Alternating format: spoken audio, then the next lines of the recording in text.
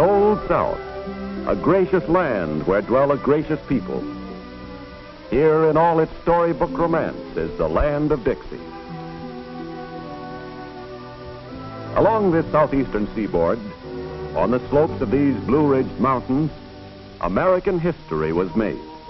On these fertile plains, men fought and died to make freedom ring throughout the land. Here are the statues and monuments raised to the hardy pioneers who sought freedom and found it here in the New World. These are the honored halls in which that freedom was proclaimed to the world.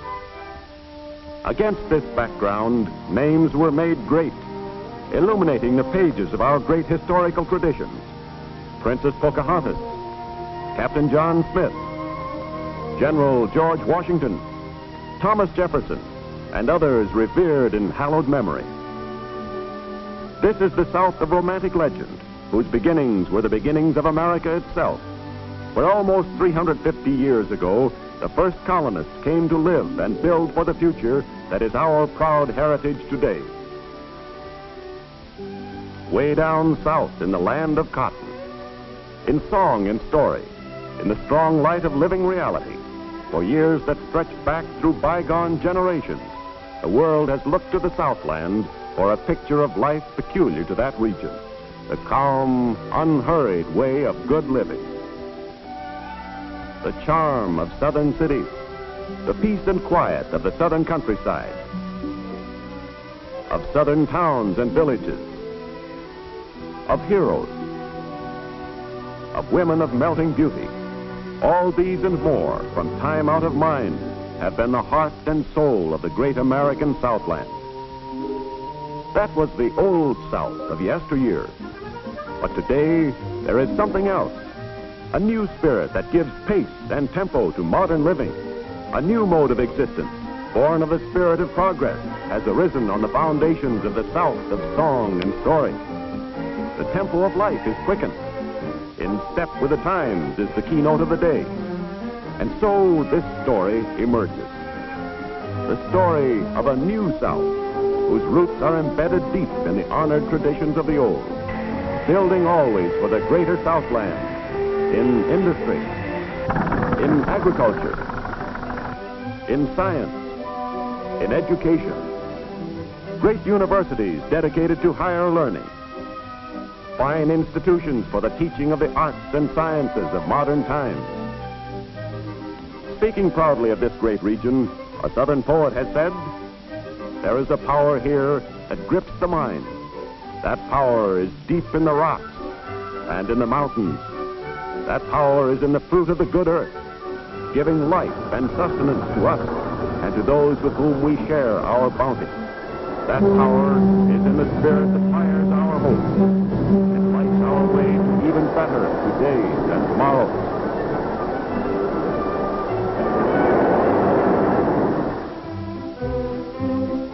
The wealth of a nation, or any part of that nation, is measured by its natural resources, its industries, its distribution facilities, its people. This southeast corner of our nation is blessed more than most with the riches of a fertile soil and mild climate, untold wealth in minerals and forests, and a vast network of modern transportation.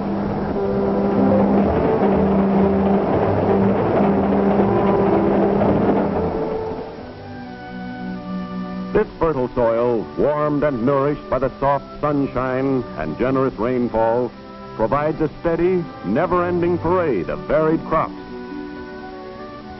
Florida oranges and grapefruit, pre-ripened, bursting with health-giving qualities of this soil and sun, shipped to the tables of the nation and the world.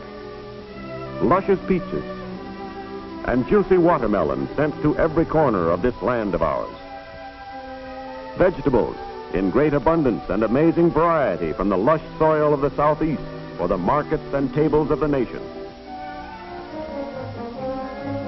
Tobacco from the time of Sir Walter Raleigh to this day, a product of prime importance to the economy of this region.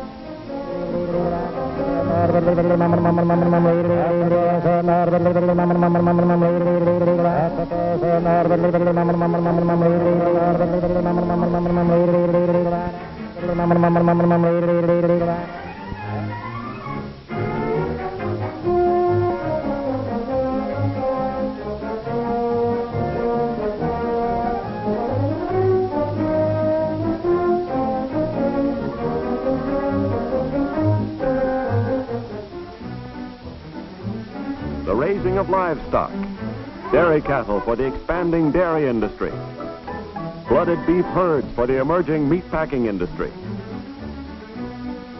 hogs, poultry, assuming greater and greater prominence in the economy of this region, their value measured in millions of dollars. Cotton, once the foundation of Southern economy, today still the principal crop of the agricultural South. These are the words of Henry W. Grady, a great Southerner, in speaking of cotton. It is the heritage that God gave us when He arched our skies, established our mountains, girt us about with the ocean, tempered the sunshine, and measured the rain, ours and our children forever. Fused with the widespread agricultural activities of the Southland is the rapid industrial growth of the region, not only in basic heavy industry, but also in other fields that have become a vital factor in the pattern of modern industrial development. Industry must have raw materials, either close at hand or within easy shipping distance. What has the Southeast to offer along these lines? Iron ore and coal from the same fields, an unbeatable combination for industrial utilization. Clays, cement, gravel, phosphate rock, granite, limestone, kaolin, marls, all of these are nature's heritage to the Southeast, a great part of which still remains to be revealed and unearthed to the uses of modern industry, building construction, and agriculture.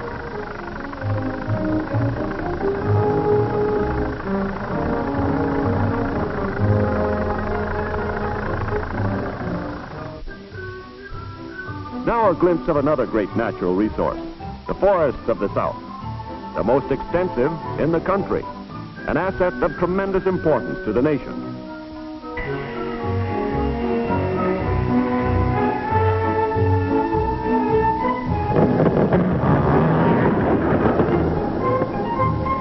This vast timber supply today furnishes a large part of the nation's lumber and wood pulp needs, supports a great furniture industry, and is the basis of the rapidly expanding pulp and paper industry of the Southeast. The South has made remarkable strides in the development of its wood cellulose industry, and today this region plays a leading role in the production of paper, building boards, insulating materials, rayon, plastics, and other products derived from wood cellulose.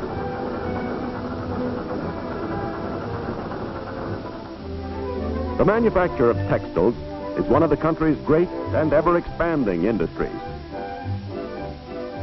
Today, more than 90% of the rayon manufactured in the United States is derived from wood pulp.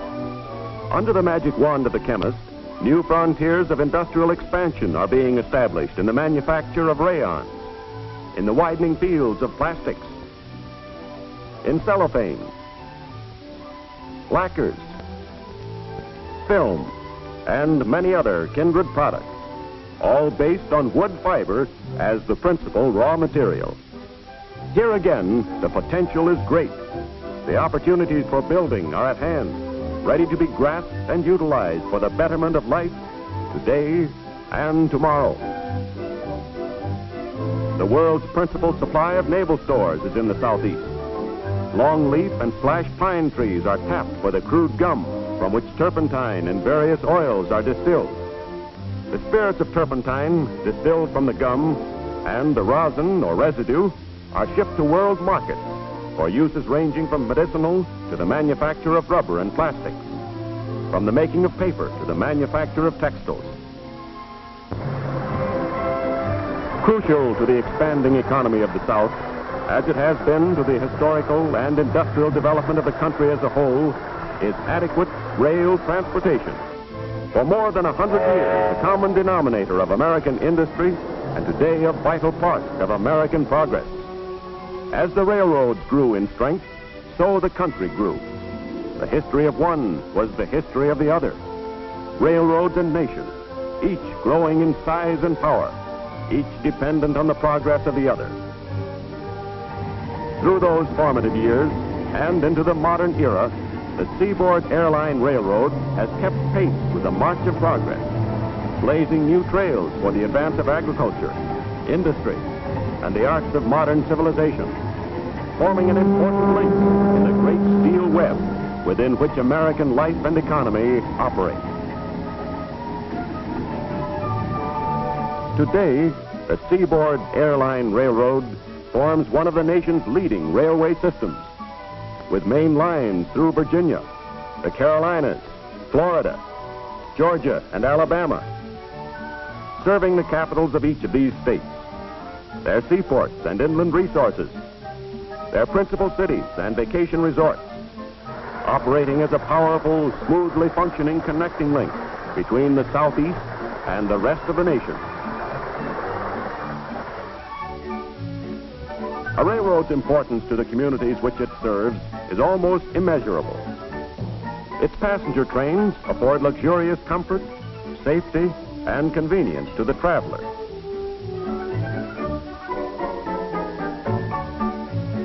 Its freight trains make possible the vast daily flow of raw materials from forest, mine, and farm to manufacturer, and the finished product from manufacturer to widespread consumer markets. The shipping of freight by rail has always been the lifeblood of modern American industry. Today, the railroad continues as the very basis of the economic life of the nation.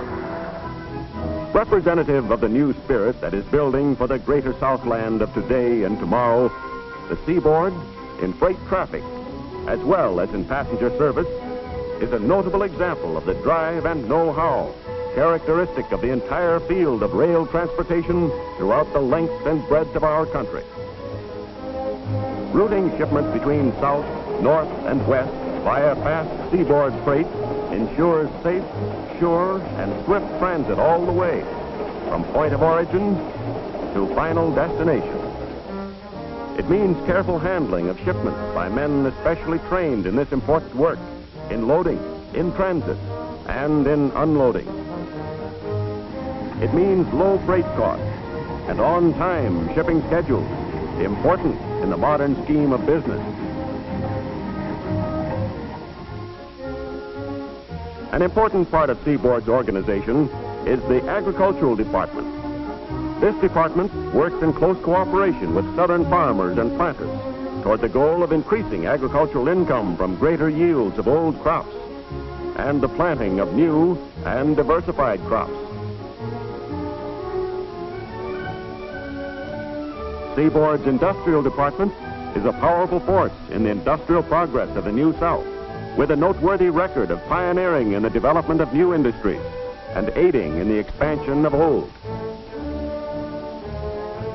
New industries, such as the vast and important pulp and paper industry and related enterprises, made aware of the immense potentialities of this region, have been encouraged to share in the resources and to reap the benefits of the expanding economy of the Southland.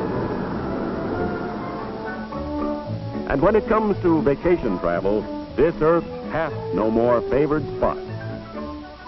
There is no end to tourists' dreams come true, giving the widest variety of holiday fun and recreation, all for the taking, and within the easy reach of the rail line serving this area.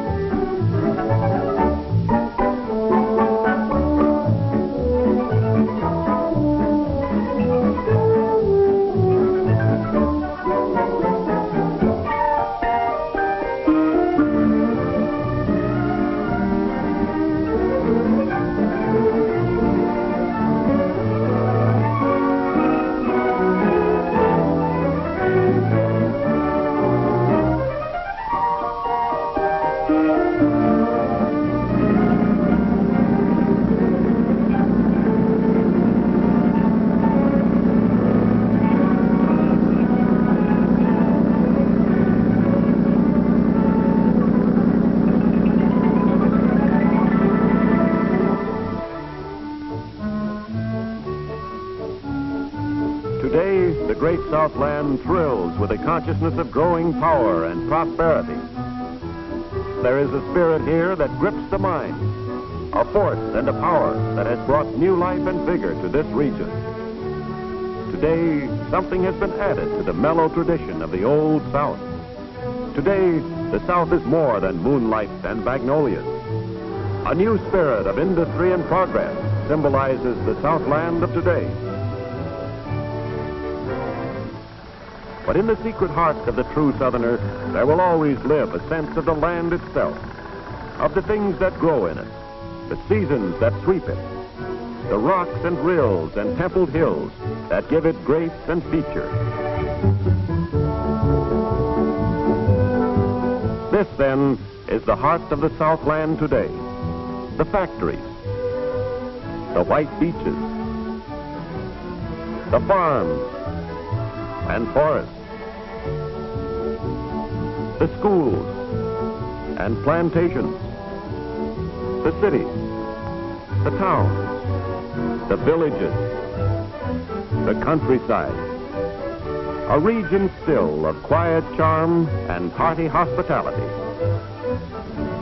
Today and into our many tomorrows, as in the yesteryears of generations gone by, a blessed corner of this land of ours.